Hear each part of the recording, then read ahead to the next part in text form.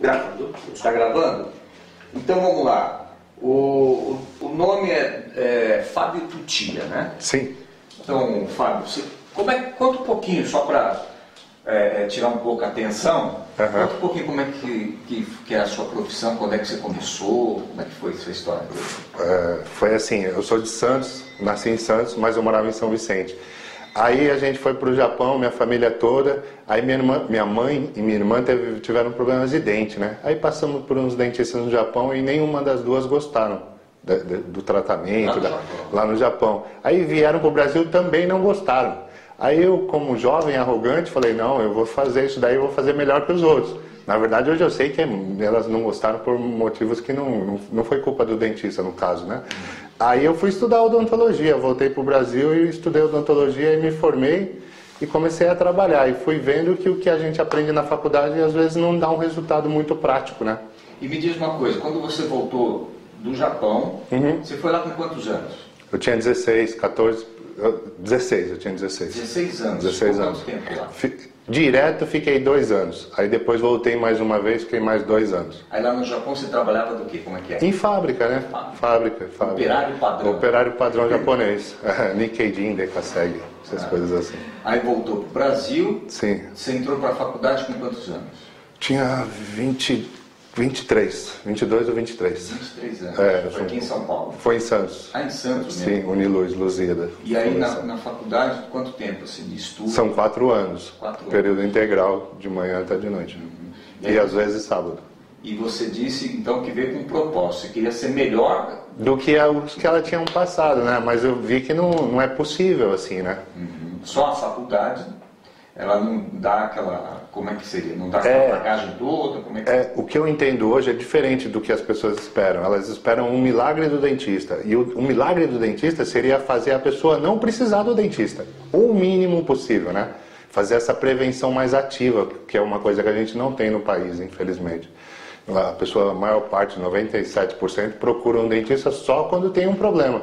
E o ideal era você procurar levar sua criança para ela já crescer entendendo certos conceitos para não precisar do dentista, entendeu? Ou precisar o mínimo possível. Agora, de Santos você fez 4 anos e tal. Sim. Como é que foi sair do mercado para o mercado de Muito trabalho? difícil, né? Uma concorrência enorme, é muito difícil. Você é mais um só, você não tem paciente, todos os seus amigos que falaram que ia, não vão, seus parentes que iam e você, eles não vão. Depois que você tem uma certa experiência, todos vêm. Mas enquanto você é recém-formado, ninguém quer você, entendeu? Então os 3 primeiros anos são bem difíceis. Depois você já tem mais jeito, as pessoas já confiam em você, aí fica bem mais fácil. Isso trabalhando lá em Santos, ou você veio para São Paulo? Trabalhei em Santos durante os 3 primeiros anos, depois a gente veio para São Paulo, para São Bernardo. No caso, para São Paulo e depois para São Bernardo. Já era casado? Já era casado, eu conheço ela desde a faculdade. Conheceu lá, ela é mesma profissão? Mesma profissão, ela me atura faz tempo já, não lembro o tempo, mas faz tempo. E hoje você tem filhos? Tem dois pequenos. Quem cuida dos dentes dos seus filhos? Você mesmo, ou não? Sim, então, aí entra aquela história da prevenção, a gente não cuida, porque não precisa fazer nada. Se entender como funciona a cárie e periodontia, você nunca vai ter. Eu costumo brincar que é igual AIDS, você só tem se quiser. Todos nós sabemos como se previne, né? Então, se você se prevenir contra a AIDS, você nunca vai ter AIDS, não é verdade? Cárie e periodontia é a mesma coisa. Lógico que para pessoas da nossa idade isso é impossível, porque a gente vem de uma época que não tinha essa visão de prevenção. Então, a gente não tem mais como se prevenir tão eficazmente, que dá 100% de resultado, entendeu? Mas uma criança dá certo 100%. Tutia, meu pai sempre falou, fala até hoje, Sim. que o peixe morre pela boca, né? Sim. Quando ele falava isso, é porque, olha, cuidado com o que você vai falar, hein? Porque o peixe morre pela boca. Agora, essa máxima vale também para a nossa saúde e para os dentes? Claro, a gente come muita coisa industrializada, com certeza você não vai ter uma dentição boa, não é verdade? Quem vive aqui em cidade grande, a gente tem o vício de tomar muito café, né? Também mancha os dentes, não dá um sorriso muito bonito, né? Então, com certeza a alimentação interfere 100% na nossa boca, na nossa Agora, dentição. você falou da alimentação, está falando do café, Sim. e tem um vilão. Qual seria, na sua opinião, Tutia, o vilão, o grande vilão, se é que pode dizer que só tem um, Sim. da nossa saúde bucal? seriam os alimentos industrializados, tipo salgadinho, tudo que é grudento, industrializado e vem em pacote é ruim para sua boca. Tudo que vem empacotado, industrializado, com certeza é ruim. São os vilões, os grandes vilões. E os refrigerantes também, né? Por quê? Porque eles são muito ácidos, eles alteram o pH da boca e são difíceis de tirar. Você vê, seu pai provavelmente ele nunca usou fio dental, usou? Não. Antigamente ninguém nem existia fio dental e eles tinham os dentes. Você pega pessoas de 80, 90 anos com todos os dentes. Porque esse tipo de comida que eles comiam, que era mais natural, não grudava, não entrava, ficava penetrado dentro dos dentes, no espaço bucal. E agora esse tipo de comida industrializada ele é muito difícil de tirar. A gente usa fio dental, enxaguante, escova e mesmo assim, não sei ao certo, 80% da população tem cárie, problemas bucais, perde dente, elementos dentários, perde dente. Então a gente fica, não é a escovação que é ruim, o tipo de alimentação você não consegue escovar. A verdade é essa, que não dá para, ninguém consegue ter uma escovação perfeita comendo esse tipo de coisa. Agora, então, você pontuou uma coisa interessante aí. Você falou em pH. Sim. De acidez, alcalinidade. Isso. Dos alimentos. Isso. Você falou, então, que esses salgadinhos industrializados, embalados, eles deixam mais mais ácido em geral a saliva. Aí beneficia as bactérias que fazem a cárie, Streptococcus mutans, essas coisas. Entendeu? Então uma grande sacada também é às vezes você toma uma Coca-Cola, um refrigerante muito ácido, você não escovar logo em seguida, você esperar um pouquinho, ou lavar a boca só com água. Porque o pH vai estar muito ácido, aí se você pôr a escova, a pasta que é abrasiva, ele vai estar mais fraco, você vai prejudicar mais o esmalte. Entendeu? Isso daí é uma coisa também que acho que não é muito divulgada, né? Tem um horário certo para você escovar, depende da alimentação. Se ela for mais ácida, a tendência é você esperar um pouquinho mais, uns 10 minutos, 5 minutos, é o ideal. Quer dizer, então que quando eu tomo um refrigerante, por exemplo, agora eu vou correndo escovar o dente. Não, então não é o ideal. Isso daí é bom você esperar um pouquinho. A boca, a própria saliva, ela tem um efeito de tamponamento, né, que tem bicarbonato no corpo. Aí ela faz esse equilíbrio de pH. Aí você escovando depois, você tem uma agressão menor, entendeu? É um grau de perfeccionismo, né? Mas se você tiver em mente isso, usar ao longo do tempo, ele dá algum resultado. Você falando em prevenção, então, seria bom a gente não ir ao dentista com tanta frequência, né? Com tanta frequência. Era o ideal, mas infelizmente hoje em dia precisa, porque a gente não entende prevenção. Tá? Se você perguntar para a maior parte das pessoas, elas não sabem como funciona a cárie. O que é a cárie? Ela pensa que é um buraco, né? Mas a cárie é o efeito de bactérias comendo alguma coisa, que é o alimento que a gente ingere, e secretando um ácido, que faz o buraco no dente, entendeu? Se você entender isso, você fala, bactéria, dá para eu tirar todas as bactérias da minha boca? Você acha que dá? Não dá, né? Não dá para enfiar a boca dentro de uma autoclave e tal. E a comida, dá para a gente parar de comer? Também não dá, né? Então qual que é a solução? Seria deixar esses dois o menor tempo possível um em contato com o outro, né? A bactéria em contato com a comida, fazendo escovação, enxaguantes bucais ou coisa do tipo. Agora você falou em pH, eu estou encasquetado com pH. Sim. pH a gente lembra de água. também, né? Água, eu puxo agora o famoso flúor. Uhum. Quando eu era criança, lá que não era em Barbacena, Sim. era no Jaçanã, eu lembro que na escola estadual... Na minha também, viu? Na sua também? Também. Na escola estadual eles davam um copinho pra gente, a gente fazia fila.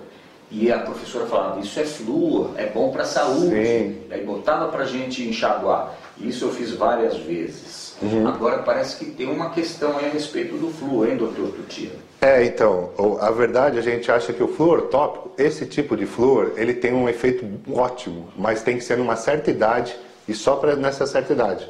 Por exemplo, na fase de maturação, que a gente chama, quando erupciona, quando saem os dentes permanentes, até uns 6, 7 anos que terminou todos os dentes permanentes, eles têm uma troca maior de produtos entre a saliva e o dente, entendeu? Aí o que acontece? Nessa época é bom você aplicar o flúor topicamente, só nos dentes, é ótimo, desde que você não engula. Agora, quando você começa a engolir flúor, você começa a criar problemas nos seus ossos, porque o flúor ele é muito negativo, é um elétron negativo, ele encosta no cálcio e gruda. Aí você começa a ter, a longo prazo, mais osteoporose, mais problemas, cálculos renais. Entendeu? Então, ele, sistemicamente, eu sou contra, totalmente contra. E um grande problema do Brasil é que você não tem o direito de tomar uma água sem flúor. A água mineral, ela, por lei, ela é obrigatória ter flúor. E aí parou aí no flúor na água. No flúor na água, então vamos voltar. Tutia, tá gravando? Tá. Tutia, vamos voltar a essa questão então da dentição. Sim. Né? A gente estava falando, eu estava contando aquela historinha do copinho. Eu era obrigado a tomar aquele copinho lá. Só que eu já estava meio velhinho, viu, Tutia? Pra você ter uma ideia, primeiro ano eu tinha 7 anos de idade. Sim. No segundo ano eu lembro muito bem, 8 anos de idade eles estavam dando o copinho. Você estava falando que até um certo período você acha interessante essa Sim. adição do flúor, não é? Topicamente, só nos dentes. Isso por um profissional. Sim, para um profissional ou até mesmo o enxágue como era feito antigamente nas escolas, ele tem uma função, assim, é bom nesse período inicial dos dentes permanentes, quando você sai os dentes permanentes, e um período de até uns 6 anos, 5, 6 anos depois de ter saído os dentes permanentes, todos, aí sim é viável, é bom, isso é bom para os dentes. Depois de adulto, essa troca é muito pequena, ela não tem grandes resultados. A gente vê isso no dia a dia, porque se desse resultado, a pasta de dente está enorme, uma quantidade enorme de flúor, 1450, alguns mais ou menos, e não dá resultado, porque as pessoas continuam tendo cárie, entendeu? Só que esse flúor ingerido, ele causa diversos outros problemas sistêmicos, certo? Osteoporose. Você estava falando a respeito da água, então, da água mineral. Que a água mineral, você poderia repetir, por favor? Sim, no Brasil a gente não tem o direito, vamos supor, eu, Fábio, ou você, o João, eu não quero água com flúor. Você não tem o direito de comprar uma água com flúor, uma água mineral sem flúor. Não existe, não pode, entendeu? Em outros países tem. A maior parte dos países da Europa não tem flúor na água, e muito menos na água mineral. Entendeu? A gente não tem esse direito. Isso daí era uma bandeira que a gente queria lutar com isso, para a pessoa pelo menos ter o direito de comprar uma água sem flúor. Entendeu? Que a gente não tem esse direito. Na sua opinião, qual o problema do flúor na água, do jeito na que água, no Brasil? Primeiro, que se fosse uma coisa boa, não está funcionando. Segundo, a maior parte da água é desperdiçada, ela é usada para tomar banho, para lavar carro, para um monte de infinidade, menos tomar. Aí você põe, vamos supor, você tem água, usa para fazer comida, a indústria usa água fluoretada, então a gente não tem um controle de quanto flúor a pessoa vai ingerir durante a vida. Porque a gente não dá para mensurar isso. E cada pessoa, ela tem uma necessidade, ou ela é intoxicada com uma quantidade diferente, entende? Uma criança, um adulto, e a gente não tem como controlar isso. Então, o pior lugar para você pôr flúor é na água, porque você não vai ter controle. Como é que faz, então, para a gente, pelo menos, fugir ou tentar? Existe alguma técnica, alguma coisa que a gente pode diminuir esse problema? Tem. Na água que você bebe, você pode usar um filtro que tire flúor, ou colocar manjericão santo, alguma coisa desse tipo. Isso funciona, mas acontece que você vai sair, você vai tomar um iogurte, tem flúor, entendeu? Você vai comprar uma bolacha, tem flúor. O pão da padaria tem flúor, bastante, porque ele é feito com água da torneira, entende? Então 100% você não consegue se livrar no Brasil, entendeu? Para diminuir, então, esse risco, é tomando essa água filtrada com filtros que tirem flúor, entendeu? Ou usando uma água importada, que é um custo muito alto. Ou colocando manjericão santo em filtro de barro, funciona bem. Vamos é uma falar solução. sobre esse manjericão santo com mais calma agora. Sim. Que receita é essa, doutor Tuti? O que é isso? De onde vem? Qual que é a explicação? A explicação é assim, é uma coisa que eu uso em casa. Você tem um filtro de barro, que é o que filtra melhor o cloro, porque ele é lento, né? uma filtragem lenta. Aí ela passa pela aquela vela antiga e cai de forma lenta, então tira bem o cloro. A vela é de carvão ativado com íons de prata, né? Que mata a bactéria. Aí na Índia, lá a água naturalmente já tem muito flúor. Aí os pesquisadores lá descobriram que o manjericão santo, ele absorvia esse flúor e você depois jogava ele fora. E é uma planta também comum lá, que tem bastante. Aí juntaram os dois e viram que saiu o flúor da água.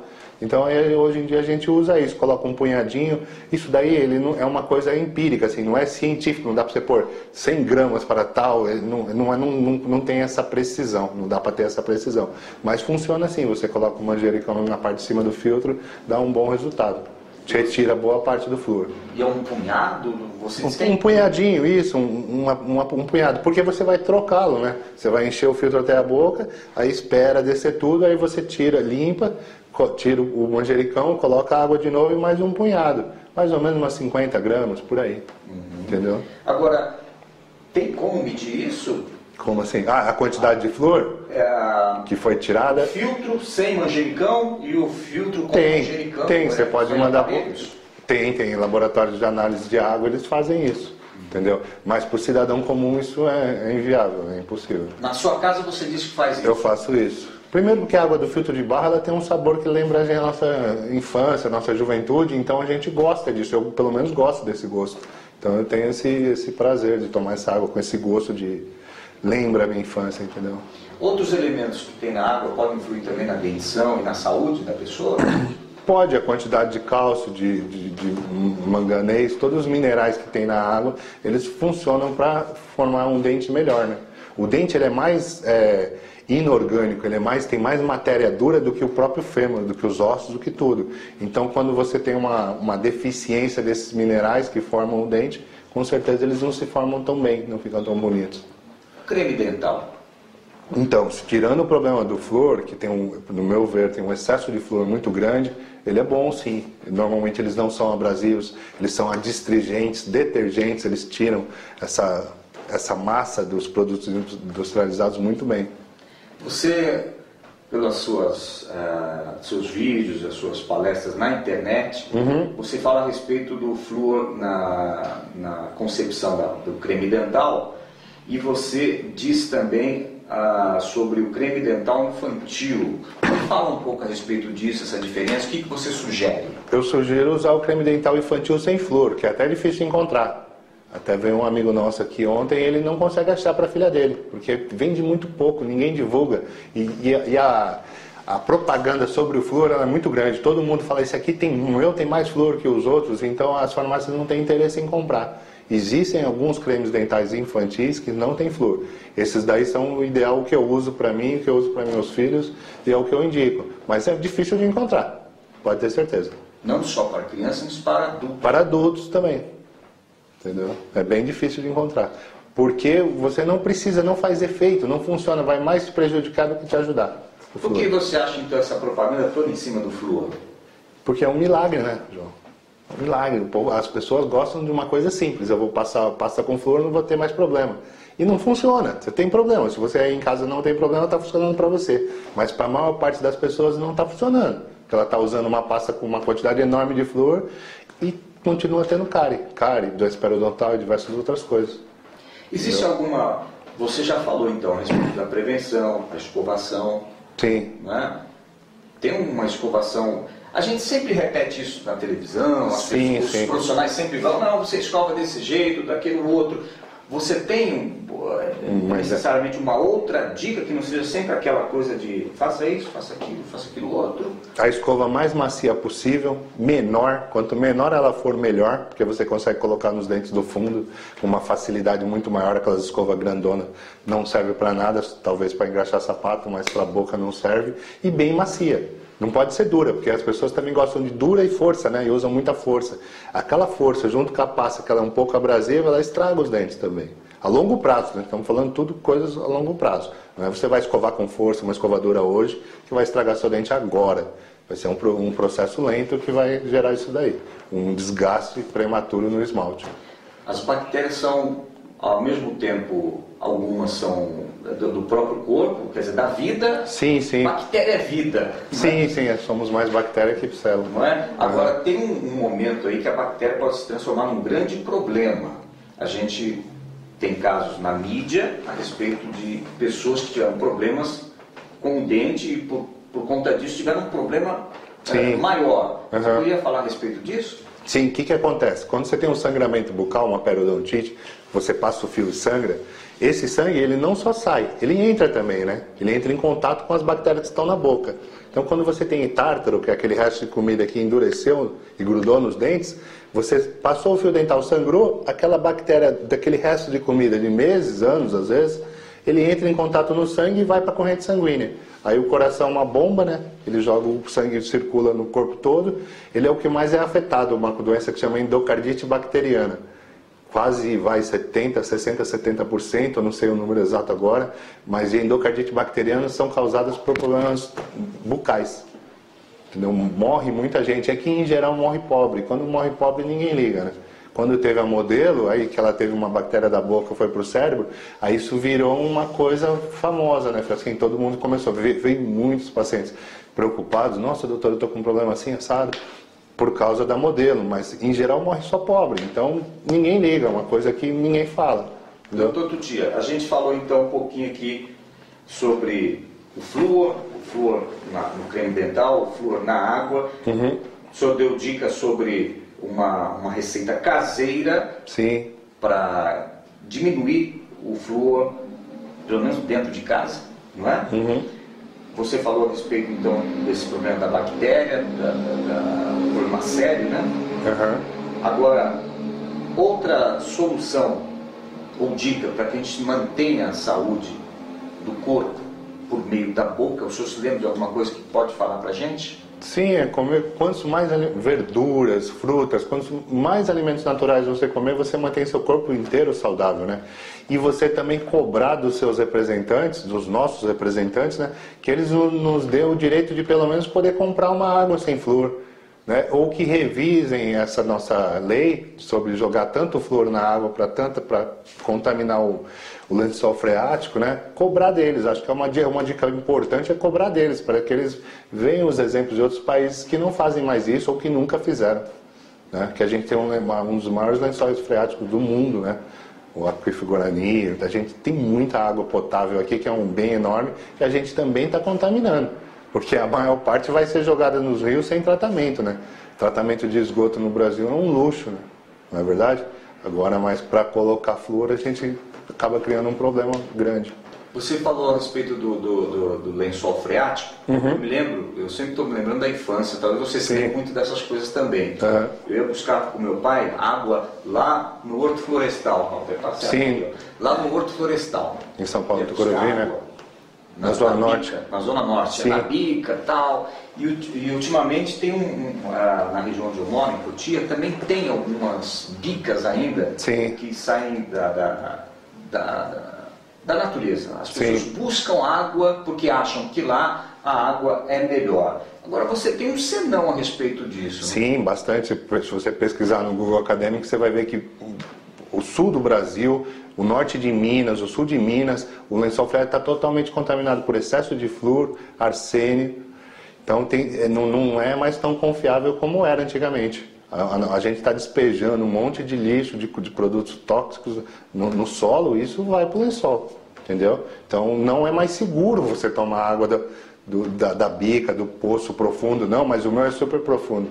Não é mais seguro, entendeu? A não ser que você faça uma análise química, né? Leve para uma empresa industrializada que ela fale, não, esse poço é seguro. Mas em geral hoje em dia não é mais, principalmente em grandes cidades, né?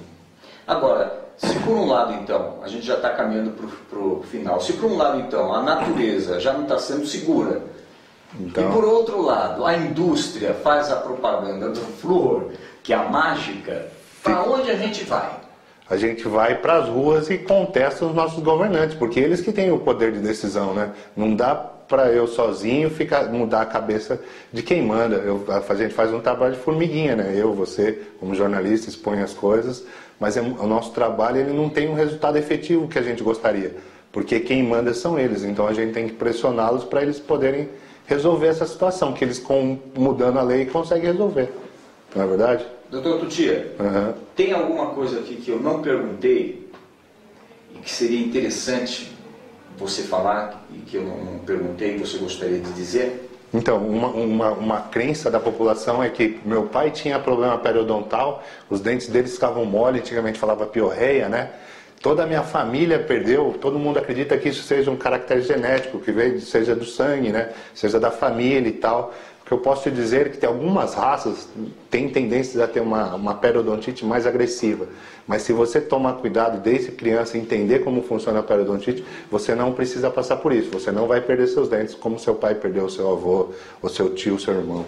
Entendeu? É prevenível, não é caractere genético. Às vezes o hábito passa de pai para filho. Normalmente eu faço tudo que meu pai fazia. Eu sigo o mesmo exemplo. Então, às vezes a pessoa ela não tem costume de usar fio dental, o pai dela não passava, ela também não passa. Só que aí se alimenta da forma moderna, acaba perdendo os dentes por periodontia. Entendeu? Acho que isso é uma coisa interessante de se saber, né? Deixa eu emendar uma coisa aqui a respeito. Estou encafifado com esse negócio de filtro. Sim. Qual seria, então, qual o melhor filtro para se comprar, então? Quando eu escolher um filtro para colocar dentro da minha casa, qual seria um filtro interessante, já que a gente está tratando de saúde e a gente não confia na água que vem da torneira e a gente pode ter algum problema na água que vem da bica? Eu usaria o filtro de barro, é o mais barato, o mais eficaz, só precisa ter um pouco de paciência, que é uma coisa que o ser humano moderno não tem, né? Porque ele acha que aquela velocidade é muito lenta, mas é o melhor filtro, ao meu ver, que tem para a população em geral. É o mais barato, que funciona e que vem anos e anos aí funcionando muito bem. E aquele segredinho da natureza do de matinho. Colocar um manjericão, sim, é muito bom. Antigamente, não sei se você lembra, as mães às vezes cozinhavam feijão com um prego dentro, não era? Você lembra dessa história? Para dar mais ferro? Então, é uma opção também. Assim, as coisas antigas, elas funcionam muito bem, né? Eu acho é muito interessante. Tem anos e anos de coisas dando certo. Então, não tem por que a gente mudar, trocar por um aparelho de plástico feito na China, com Deus sabe com o quê. Não é verdade? Tá certo. É a minha opinião. Quem quiser encontrar você... Pode entrar no canal Verdade Oculta. Eu faço umas lives com o Rubens Sodré, e a gente está lá trabalhando nesse setor. Você tem um e-mail que as pessoas podem entrar em contato com você, o seu local de trabalho, você pode falar porque a gente coloca no GC. Meu e-mail é fabioparticular@hotmail.com. Na medida do possível eu respondo todos pessoalmente. E eu trabalho aqui na Índico, na Avenida Índico 180, em São Bernardo do Campo. É uma clínica, eu e minha esposa, a gente atende todo tipo de pessoa, convênio particular, a gente faz todos os procedimentos e tentamos levar essa odontologia mais humanizada, com mais paciência, que queira entender a pessoa não como uma boca ou um cifrão.